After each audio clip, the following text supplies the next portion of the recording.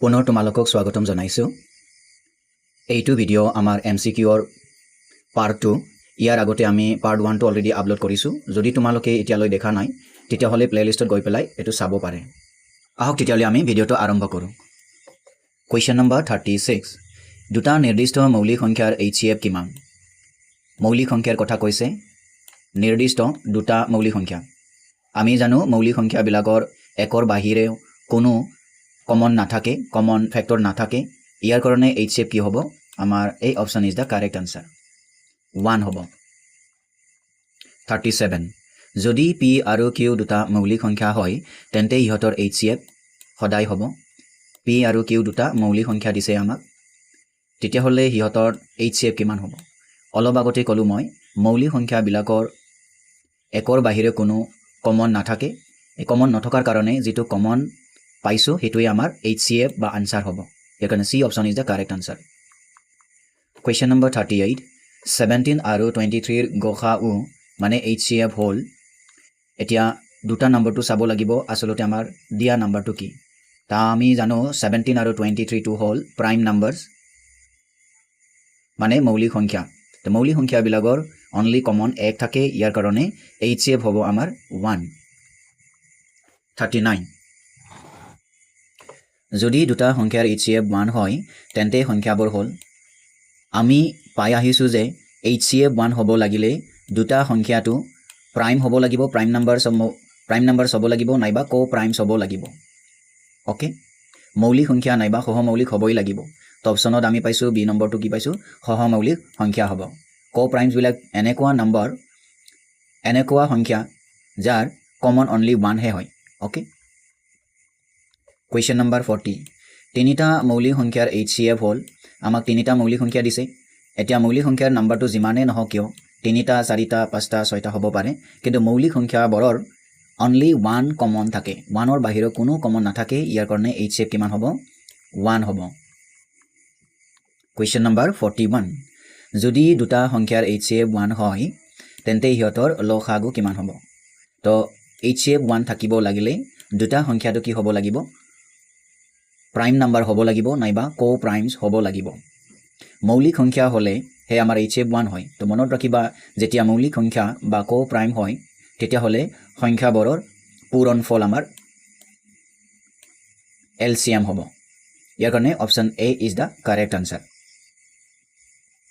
Example দিছোঁ, মই তোমালোকক যদি এক্সাম্পল দিব বিচাৰোঁ, 2 আৰু 3 এই দুটা নাম্বাৰটো কি হয়? মৌলিক সংখ্যা। সিহঁতৰ HCF 1, তেতিয়া সিহঁতৰ LCM লাগিলে কি কৰিম আমি? যিহেতু এই দুটাৰ মাজত কোনো কমন নাথাকে, অনলি 1ৰ বাহিৰে, ইয়াৰ কাৰণে দুটা নাম্বাৰটো যদি মাল্টিপ্লাই কৰি দিওঁ তেতিয়া আমি কি পাম? 6 পাম। আৰু এই 6টোৱে হ'ল আমাৰ LCM, লৱেষ্ট কমন মাল্টিপল। 42। যৌগিক সংখ্যাৰ বিষয়ে তলৰ কোনটো উক্তি সত্য? যৌগিক সংখ্যা মানে কো প্ৰাইমবিলাকৰ কি থাকে? অনলি 1 কমন থাকে। তো ইয়াত কোনটো শুদ্ধ হ'ব? B option is the correct answer. প্ৰতিটো যৌগিক সংখ্যাৰ অন্তত এটা মৌলিক উৎপাদক থাকিব। 43 কুৱেশ্যন। আটাইতকৈ সৰু যৌগিক সংখ্যাটো হ'ল কম্পজিট নাম্বাৰ, বাট আটাইতকৈ সৰুটো কোনটো? Option C is the correct answer. কিয়? 4ক আমি দুটা মৌলিক উৎপাদকেৰে আমি প্ৰকাশ কৰিব পাৰোঁ। 2 × 2 মানে 4। ইয়াৰ কাৰণে আটাইতকৈ সৰুটো হ'ল 4। 4তকৈ তলত 3 আছে, 3ক কিন্তু আমি কোনো ধৰণে আন মৌলিক সংখ্যাৰে ইয়াক প্ৰকাশ কৰিব নোৱাৰোঁ, 2কো নোৱাৰোঁ। ইয়াৰ কাৰণে 4য়ে আমাৰ আটাইতকৈ সৰু যৌগিক সংখ্যা। 44। যদি কোনো যৌগিক সংখ্যা 2 আৰু 3ৰে হৰণ যায় তেন্তে ই কিহেৰে হৰণ যাব? 2 আৰু 3 হৰণ যোৱা মানে 2 × 3 কিমান হ'ব? 6 হ'ব। দ্যাট মিনছ যৌগিক সংখ্যাটো কি 6ৰে ডিভাইড হ'বই লাগিব। ইয়াৰ কাৰণে option B is the correct answer. 45। তলৰ কোনটো সংখ্যা যৌগিক সংখ্যা নহয়? কম্পজিট নাম্বাৰ নহয়। মনত ৰাখিবা, কম্পজিট নাম্বাৰ যদি নহয় সেই নাম্বাৰটো কি হ'ব লাগিব? প্ৰাইম নাম্বাৰ হ'বই লাগিব। তো আমি চাওঁ, 15টো নহয়, 21 নহয়, 27 নহয়। C option is the correct answer. 29টো আমাৰ প্ৰাইম নাম্বাৰ। ইয়াৰ কোনো ধৰণৰ কি নাথাকে? মৌলিক উৎপাদক নাথাকে।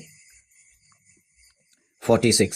দুটা সংখ্যা সহমৌলিক বুলি কোৱা হয় যদিহে দুটা নাম্বাৰ আমি কেতিয়া সহমৌলিক বুলি কওঁ? মনত ৰাখিবা সিহঁতৰ HCF যেতিয়া 1 হয় তেতিয়া আমি দুটা সংখ্যাক সহমৌলিক বুলি কওঁ যেনে মই যদি লওঁ 4 আৰু এইফালে লওঁ মই যদি লওঁ এইফালে 11 তেতিয়া এই দুটা নম্বৰটো সহমৌলিক হ'ব কাৰণ 4 আৰু 11ৰ মাজত একৰ বাহিৰে কোনো ধৰণৰ কমন নাথাকে দ্যাট মিন্স এই দুটাৰ যদি মই HCF ওলাওঁ তেতিয়া 1 ওলাব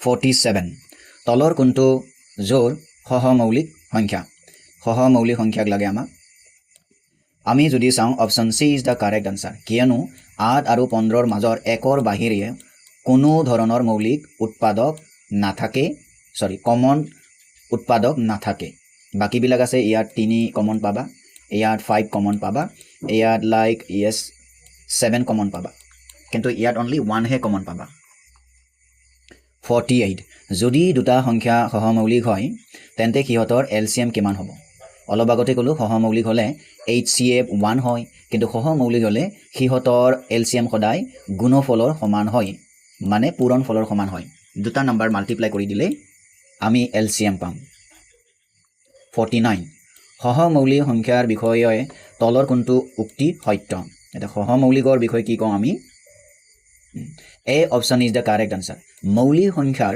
প্ৰতিটো জোৰ সহমৌলিক হয় কি ক'ব বিচাৰিছো আমি জানো 2 3 5 7 11 এইবিলাক মৌলিক সংখ্যা হয় আমি যিকোনো এক জোৰ যদি লওঁ ধৰি লওঁ 2 and 3 তেতিয়াহ'লে সিহঁতৰ মাজৰ কোনো ধৰণৰ বেলেগ কমন নাথাকে অনলি 1 কমন পাবা ঠিক সেই ধৰণৰ মই যদি 2 আৰু 7 লওঁ 2 আৰু 7 এক জোৰ মৌলিক সংখ্যাটো ল'লে সিহঁতৰ মাজতো কি নাপাবা বেলেগ ধৰণৰ কমন নাপাবা অনলি 1 কমন পাবা তো ইয়াৰ কাৰণে আমি কওঁ যে মৌলিক সংখ্যাৰ প্ৰতিটো জোৰ সহমৌলিক হয় কুৱেশ্যন নম্বৰ 50 দুটা সহমৌলিক সংখ্যাৰ HCF হ'ল সহমৌলিক হ'ব লাগিলে অনলি 1 কমন থাকে ইয়াৰ কাৰণে আনসাৰটো হ'ব HCF টো হ'ব 1 কুৱেশ্যন নম্বৰ 51 যদি দুটা সংখ্যাৰ সহমৌলিক হয় তেন্তে সিহঁতৰ লসাগু LCM কি হ'ব দুটা সংখ্যা কি আমাৰ সহমৌলিক হ'লে মনত ৰাখিবা অনলি 1 কমন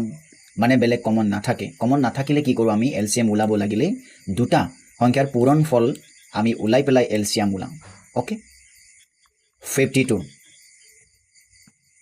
ইউক্লিডৰ বিভাজন প্ৰমেয়িকাৰ মূল প্ৰয়োগ কি ইউক্লিডৰ বিভাজন প্ৰমেয়িকাক আমি HCF উলিয়াবলৈ ব্যৱহাৰ কৰোঁ 53 A যদি 125 হয় B যদি 23 হয় ইউক্লিডৰ বিভাজন প্ৰমেয়িকা ব্যৱহাৰ কৰিলে ভাগশেষ কিমান পাম কি কৰিম আমি এই 23 এদি 125 আমি ডিভাইড কৰিলে 5 বাৰ যাব আমি কিমান পাম 115 পাম 125 ৰ পৰা 115ক মাইনাস কৰিলে আমি 10 পাম ইয়াৰ কাৰণে 10 টো কি হ'ব আমাৰ ভাগশেষ হ'ব 54 ইউক্লিডৰ বিভাজন প্ৰমেয়িকা ব্যৱহাৰ কৰি 56 আৰু 98 और HCF উলিওৱা তোমালোকে যদি ক্যালকুলেশন কৰি চোৱা তোমালোকে আনসাৰটো 14 পাবা HCF 14 পাবা ওকে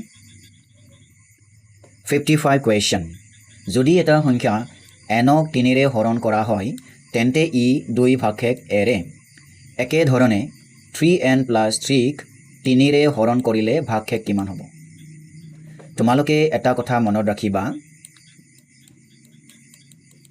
এনেকো আৰহি থাকিলে এই লাষ্টত থকা সংখ্যাটো সদায় আমাৰ ভাগশেষ হয় ওকে এটা চোৱা তোমালোকে এই ভাগশেষ 3ক যদি মই 3 ৰে ডিভাইড কৰোঁ 3 ৰে ডিভাইড কৰিলে কিমান বাৰ যাব আমাৰ এক বাৰ যাব মই 3 বহাই দিম মাইনাস কৰিলে যেটো ৰৈ যাব এটো আমাৰ ভাগশেষ তো কিমান ৰৈ যায় 0 ইয়াৰ কাৰণে option A is the correct answer 56 এটা পৰিমেয় সংখ্যাৰ এটা পৰিসমাপ্ত দশমিক বিস্তাৰ থাকে যদিহে ইয়াৰ হৰক এইদৰে প্ৰকাশ কৰিব পাৰি এটা পৰিমেয় সংখ্যা মানে ৰেশনাল নাম্বাৰ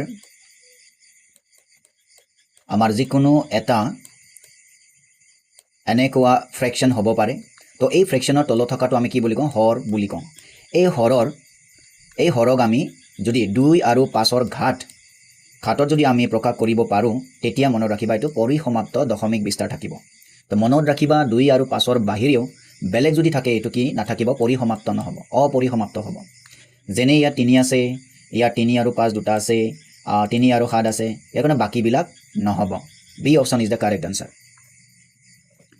তলৰ কোনটো ভগ্নাংশৰ পৰিসমাপ্ত দশমিক বিস্তাৰ আছে পৰিসমাপ্ত টাৰ্মিনেটিং তো আমি বিচাৰিব লাগিব ভগ্নাংশ থকা হৰ যদি আমাৰ 5 নাইবা 2ৰে ইয়াক যদি প্ৰকাশ কৰিব পাৰোঁ তেতিয়া পৰিসমাপ্ত হ'ব তো আমি জানো C option is the correct answer কাৰণ ইয়াত আমি দেখিছোঁ হৰত 25 আছে 25ক আমি 5 স্কয়াৰ বুলি প্ৰকাশ কৰিব পাৰোঁ কিন্তু বাকিবিলাকত তোমালোকে এনেকৈ নোৱাৰা কাৰণ বেলেগ এটা মৌলিক সংখ্যা ইয়াত আছে ইয়াত চোৱা ইয়াত 3 আছে ইয়াত 7 থাকিব ইয়াত কিমান আছে ইয়াতো 3 থাকিব তো ইয়াৰ কাৰণে শুদ্ধ আনসাৰটো সি 58 ভগ্নাংশ 7/40 এটা পৰিসমাপ্ত দশমিক বিস্তাৰ আছে কাৰণ এই 40 টো চোৱা option C is the correct answer 40 এই হিচাপে প্ৰকাশ কৰিব পাৰে মানে ইয়াত আমি 2 আৰু 5 অনলি দেখিছোঁ ইয়াৰ কাৰণে এইটো পৰিসমাপ্ত দশমিক বিস্তাৰ থাকিব 59 তলৰ কোনটো ভগ্নাংশ নিৰৱধি মানে অপৰিসমাপ্ত নন টাৰ্মিনেটিং বুলি কওঁ পৌনঃপুনিক দশমিক বিস্তাৰ থাকিব তো তোমালোকে ভালদৰে চালে গম পাবা আমাৰ 45ত কি আছে 3 স্কয়াৰ ইনটু 5 3 আৰু 5 কি আছে মৌলিক উৎপাদক আছে তো মই কৈছিলোঁ কি হৰত 5 আৰু 2ৰ বাহিৰে বেলেগ যদি থাকে এটো সদায় নিৰৱধি বা অপৰিসমাপ্ত হ'ব তো ইয়াৰ কাৰণে C option is the correct answer question number 60 যদি কোনো ভগ্নাংশৰ হৰ ইমান হয় তেন্তে ইয়াৰ দশমিক বিস্তাৰ কি হ'ব তো আমি চাব লাগিব হৰত কোনটো নাম্বাৰটো আছে 2 আছে 5 আছে তোমাৰ যিটো থাকিব লাগে হেতু আছে ইয়াৰ কাৰণে কি হ'ব সাৱধি হ'ব পৰিসমাপ্ত হ'ব 61 ভগ্নাংশ 29 ডিভাইডেড বাই 250 এটা পৰিসমাপ্ত দশমিক বিস্তাৰ আছে কাৰণ তোমালোকে হৰটো চোৱা 25 0 আছে তো এই 250 ক আমি এনেকুৱা প্ৰকাশ কৰিব পাৰি ইয়াৰ কাৰণে B option is the correct answer তো ইয়াত কি আছে চোৱা 2 আৰু 5 আছে বেলেগ মৌলিক উৎপাদক বা সংখ্যা ইয়াত নাই ইয়াৰ কাৰণে এইটো পৰিসমাপ্ত দশমিক বিস্তাৰ থাকিব 62 এটা পৰিমেয় সংখ্যা এটা নিৰৱধি অপৰিসমাপ্ত দশমিক বিস্তাৰ থাকে যদিহে ইয়াৰ হৰত কি থাকিব লাগিব option C is the correct answer 2 আৰু 5ৰ বাহিৰে আন মৌলিক উৎপাদক থাকিব লাগিব যেনে 3 যদি থাকে 7 যদি থাকে বা 11 যদি থাকে ইয়াৰ লগত যদি থাকে বা অনলি 3 থাকিলেও হ'ব তেনেকৈ হ'লে কি হ'ব আমাৰ নিৰৱধি অপৰিসমাপ্ত দশমিক বিস্তাৰ থাকিব 63 তলৰ কোনটো ভগ্নাংশৰ নিৰৱধি অপৰিসমাপ্ত পৌনঃপুনিক দশমিক বিস্তাৰ আছে তো নিৰৱধি মানে শেষ নোহোৱা তো আমি হৰটো চাব লাগিল তো আমি চাই পেলাই গম পালোঁ যে ইয়াত হৰত আমাৰ 3 এটা আছে তো ইয়াৰ কাৰণে first A option is the correct answer এইটো নিৰৱধি অপৰিসমাপ্ত পৌনঃপুনিক দশমিক বিস্তাৰ আছে বাকিবিলাক নাই এইটো 5 স্কয়াৰ এইটো 2 আৰু 5 পাব এইটো কি 2 আৰু 5 পাম ওকে 64 19/45ৰ এটা নিৰৱধি অপৰিসমাপ্ত দশমিক বিস্তাৰ আছে কাৰণ কি কাৰণত আমি হৰটো চালে গম পোৱা যাব এইটো 3 স্কয়াৰ ইনটু 5 লিখিব পাৰোঁ হৰটো তো হৰত 2 বা 5ৰ বাহিৰেও আমাৰ আন মৌলিক উৎপাদক 3 আছে সেইটোৰ কাৰণে আমাৰ C option is the correct answer 65 তলৰ কোনটো ভগ্নাংশৰ পৰিসমাপ্ত দশমিক বিস্তাৰ থাকিব তো এগেইন আমি চাব লাগিল হৰটো চাব লাগিল তো চাই পেলাই গম পালোঁ আমি 125 টো অকল 5 কিউব থাকে তো ইয়াৰ কাৰণে D option is the correct answer বাকিবিলাকো বেলেগ থাকিব ইয়াত 3 আছে ইয়াত 35 হ'লে আমাৰ 7ও আছে ইয়াত 3ও আছে ইয়াৰ কাৰণে এইবিলাকত পৰিসমাপ্ত নহ'ব অনলি ডি অপশ্যনত হ'ব 66 যদি কোনো ভগ্নাংশৰ হৰ ইমান হয় তেন্তে ইয়াৰ দশমিক বিস্তাৰ কি হ'ব তো আমি চাব লাগিব ইয়াত কি আছে 2 আছে 7 আছে 2 থাকিলে পৰিসমাপ্ত হয় কিন্তু 2ৰ বাহিৰেও 7 আছে ইয়াৰ কাৰণে এটো নিৰৱধি আৰু পৌনঃপুনিক হ'ব